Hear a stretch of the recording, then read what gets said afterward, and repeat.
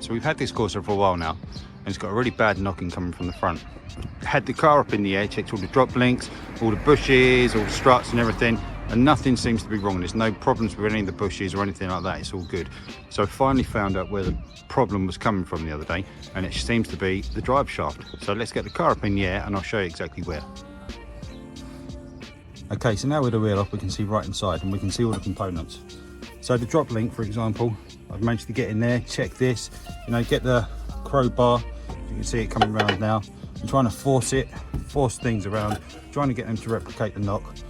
Checking all the top ends of the drop links, checking all the strut, checking absolutely everything that I could to try and replicate a knock. And it ended up, like I say, being the drive shaft. Okay, so if I get right in there now, what we can see, there we go, the whole assembly is kind of moving up and down. I don't know if you can see that there. I've kind of got a crowbar in just to try and lever it a little bit more. Now you can see the whole thing is really loose, and that's where our knocking is coming from. So there we go. If you've got a knock-in, you can't identify it. You've checked all your bushes, your top mounts, your drop links, your track rod ends, all your bushes, all your trailing arms, not trailing arms, not the front. Well, you might as well check your back ends, make sure as well at the same time. But if you've got a knock-in, you can't identify it.